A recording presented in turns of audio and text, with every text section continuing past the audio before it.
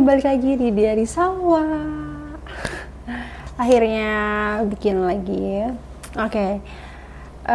Seperti biasa melanjutkan yang sebelumnya, dan kayaknya ini bakal jadi chapter 6 terakhir karena memang sudah mau habis partnya, jadi mungkin akan aku selesaikan di episode ini. Oke, langsung aja.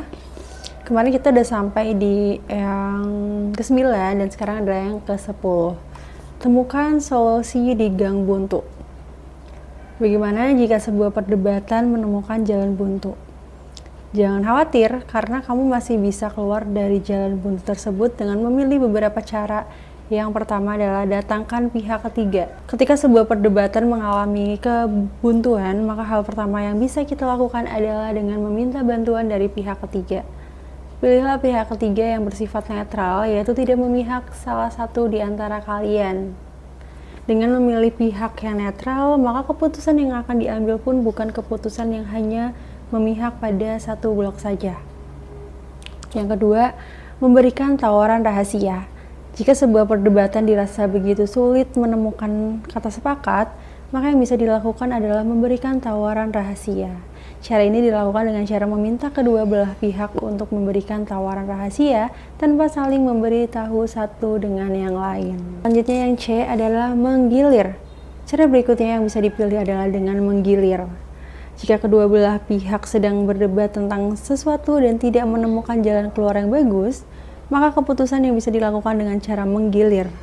Yang keempat adalah memancing dengan hard option. Alternatif keluar dari kebuntuan dalam berdebat selanjutnya adalah dengan memberikan pilihan yang sulit.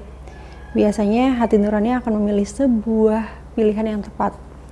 Seperti contohnya, misalnya ada dua orang ibu yang memperebutkan seorang anak. Kedua ibu tersebut mengaku bahwa anak itu adalah buah hatinya.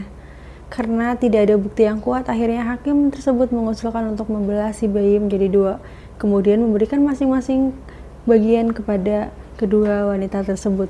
Wanita yang pertama menerima usul hakim, tapi wanita kedua menolak usul tersebut. Wanita kedua berkata bahwa ini lebih memberikan si bayi kepada wanita pertama daripada harus melihat buah hatinya dibelah menjadi dua. Dari situlah hakim memilih untuk menyerahkan hak asuh kepada wanita kedua. Hakim berpikir bagaimana mungkin ada seorang ibu yang tega jika melihat buah hatinya dibelah menjadi dua. Seperti itulah ya, salah satu cara untuk keluar dari jalan buntu. Apapun hasil dari sebuah perdebatan, sebenarnya tidak boleh merubah hubungan antara dua pelaku debat. Sikap rendah diri tetap harus dimiliki oleh si pemenang, dan sikap yang mau menerima kenyataan harus dimiliki pihak yang kalah. Tidak boleh ada rasa sombong pada diri orang yang menang, dan tidak boleh ada keinginan untuk membalas dendam kepada orang yang memenangkan perdebatan.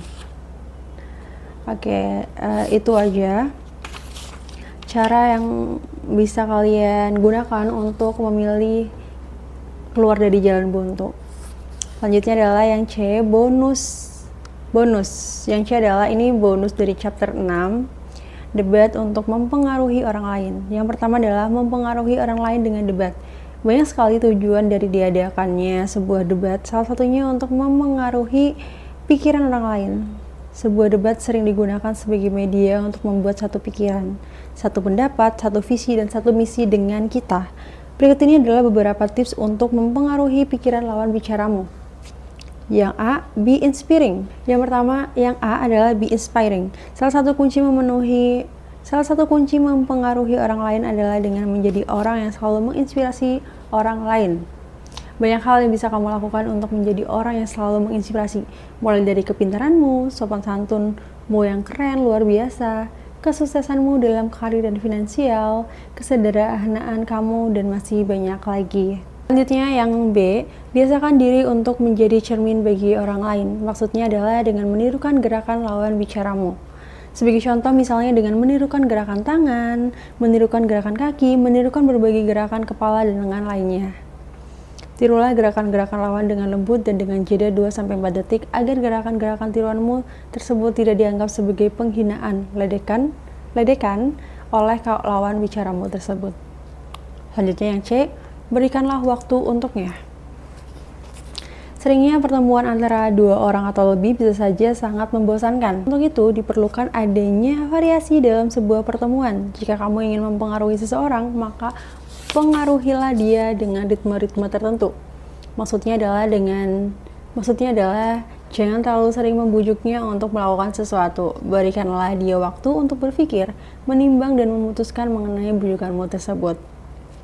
Mungkin kamu berpikir bahwa waktu yang diberikan seseorang terlalu lama, tapi hal tersebut dijamin lebih bermanfaat daripada kamu bujuk dia setiap hari dan dia semakin ilfeel, hilang rasa dengan bujukanmu tersebut.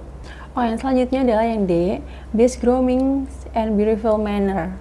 Dengan menunjukkan penampilanmu, orang bisa saja akan semakin hormat dan tunduk kepadamu. Seandainya kamu seorang salesman yang memakai pakaian apa adanya dan tampil sangat kusut seperti baju yang belum disetrika, tentunya tidak ada satu orang pun yang mau mendengarkan kata-katamu. Tapi akan sangat berbeda jika seorang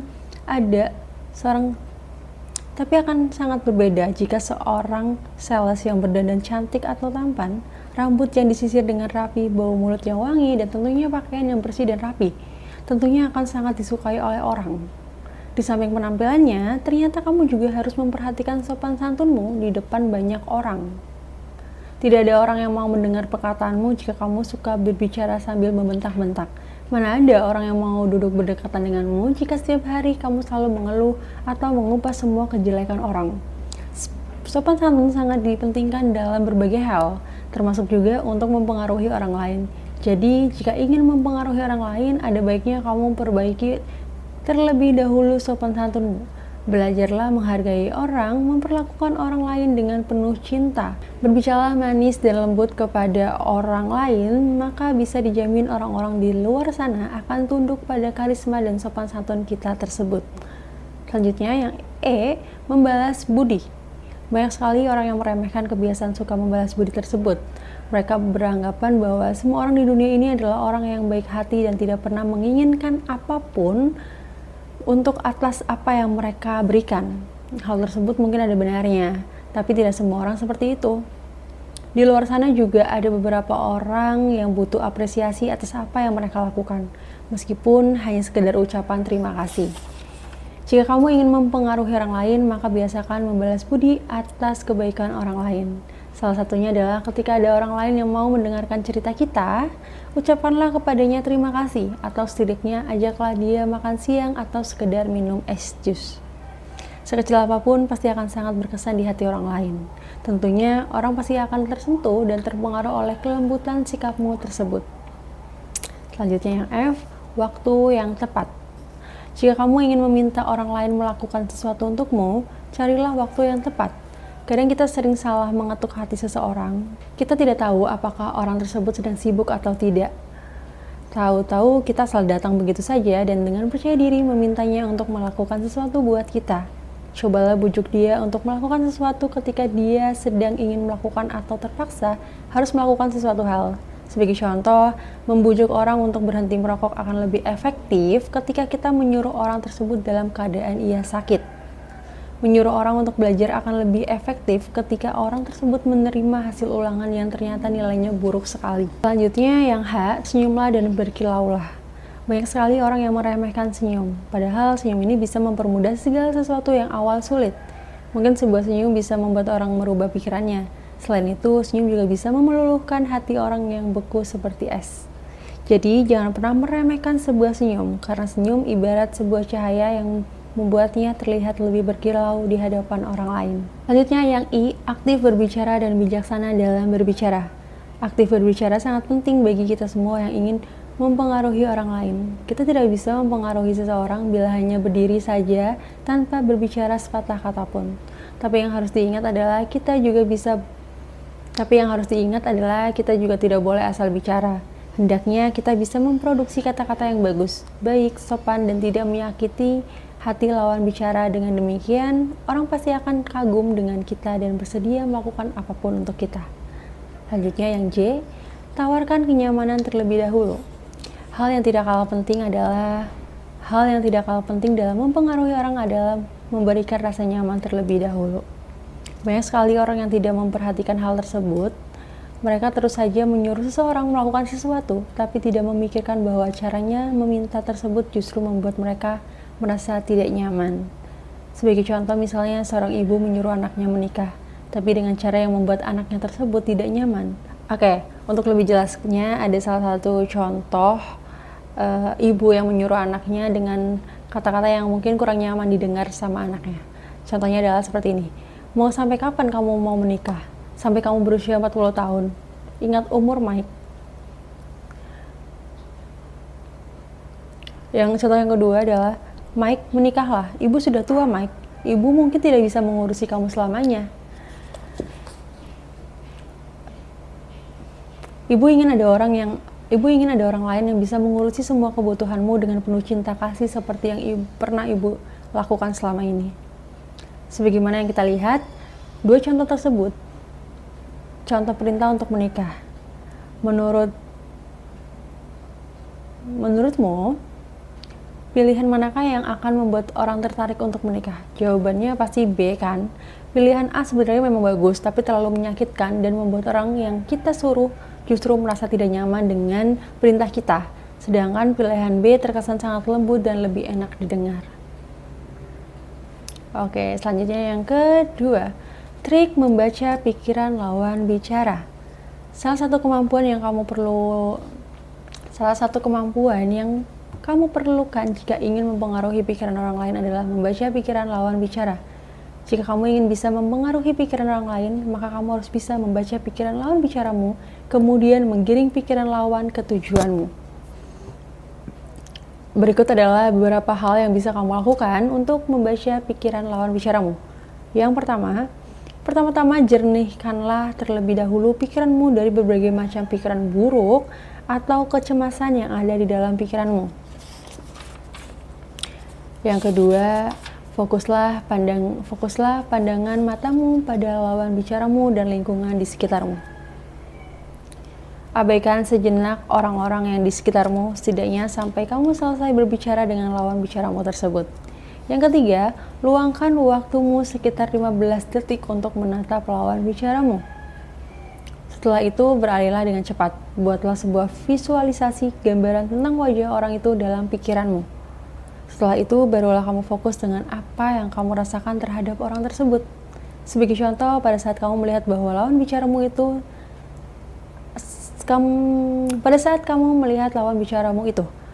kamu seakan-akan melihat seseorang yang lembut, maka perlakukanlah dia dengan sangat lembut. Namun jika kamu melihat lawan bicaramu tersebut sebagai orang yang pemarah, maka perlakukanlah lawan bicaramu tersebut dengan penuh cinta dan kesabaran. Jika kamu sukses memperlakukan lawan bicaramu tersebut, maka kamu akan dengan mudah merebut perhatiannya. Selanjutnya yang D, hal yang harus kamu perhatikan dalam nada suara lawan bicaramu. Terkadang nada suara bisa memberikan isyarat-isyarat tertentu yang bisa kamu tangkap. Seseorang yang berbicara dengan nada suara berat biasanya menandakan bahwa ada sebuah kesedihan yang sedang ia pendam atau sembunyikan.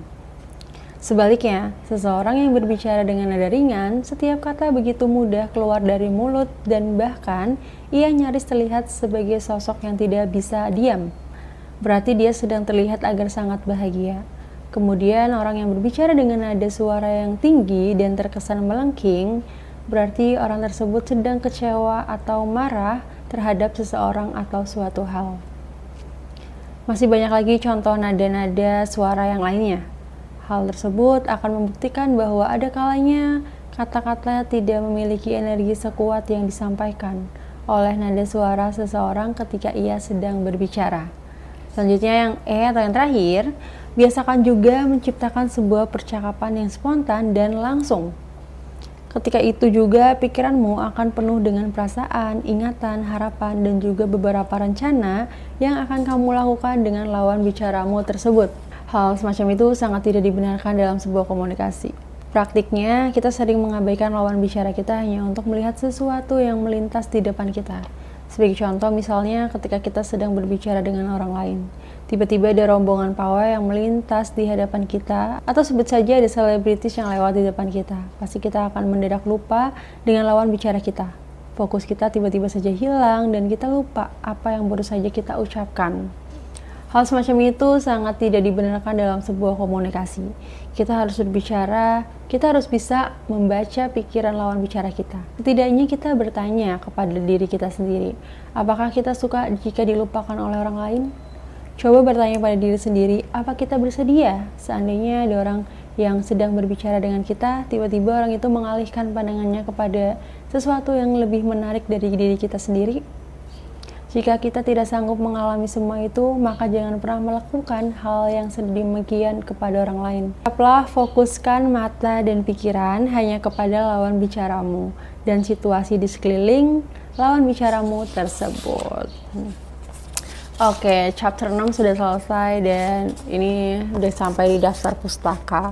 Kalian bisa lihat daftar pustakanya di buku ini, cukup banyak daftar pustakanya. Jadi mungkin gak akan aku baca. Oke, yang paling akhir dari buku ini adalah tentang penulis. Aku akan bacakan sedikit tentang si penulis buku ini. Penulis buku ini adalah Wendy Adelia. Wendy Adelia adalah seorang gadis periang, humoris, dan memiliki rasa cinta yang luar biasa terhadap buku. Itulah sebabnya mengapa Wendy selalu meluangkan waktunya untuk berada di dalam perpustakaan atau taman baca. Wendy yakin bahwa rasa cintanya terhadap buku akan bermanfaat baginya suatu hari nanti. Sejak berada di bangku sekolah dasar, Wendy memang sudah akrab dengan buku-buku. Terlebih lagi, kedua orang tuanya memang sangat mendukung hobi membaca Wendy tersebut. Kedua orang tua Wendy selalu mengingatkan kepadanya untuk menyisakan uang tiap harinya yang nanti bisa digunakan untuk membeli buku ataupun majalah di akhir bulan. Di samping itu, Wendy merasa bahwa membaca adalah sebuah hobi yang bisa ia lakukan di mana saja dan kapan saja ia berada. Apa yang ditulis oleh Wendy lebih didasarkan oleh pengalamannya sendiri, bukan bermaksud menggurui, hanya bermaksud menginspirasi, berbagi, dan ikut memperkaya khazanah buku motivasi dan pengembangan diri di Indonesia. Oke, jadi itu sedikit tentang si Wendy Adelia. Jujur, buku ini sangat menginspirasi aku banget, sangat bikin aku belajar untuk cara berkomunikasi, cara apa aja sih yang perlu dilakukan untuk berpidato, terus juga banyak banget manfaatnya. Seperti yang kalian lihat tadi, jika kalian mendengarkan aku dari awal sampai akhir, pasti kalian mendengarkan gimana susahnya aku membaca dengan lancar. Pasti ada kata-kata yang berulang dan itu nggak akan aku cut, akan aku masukin ke dalam video ini. Jadi kalian bisa menilai sendiri dari awal. Mungkin kalau dari awal aku cut sedikit, cuman di bagian akhir ini nggak aku cut, dan mungkin buku-buku berikutnya juga nggak akan aku cut. Jadi semoga teman-teman bisa menilai gimana perkembangan aku juga ingin dengan itu juga aku bisa mengerti di mana nih perkembangan aku selama membaca buku-buku yang memang menginspirasi atau buku-buku lainnya. Jadi untuk buku ini udah selesai, akan ada buku-buku selanjutnya. Dan kalau teman-teman punya buku yang mau direkomendasiin yang perlu aku baca, boleh banget di komen, nanti akan aku cari bukunya dan akan aku baca. Oke, segitu aja dari aku, sampai jumpa.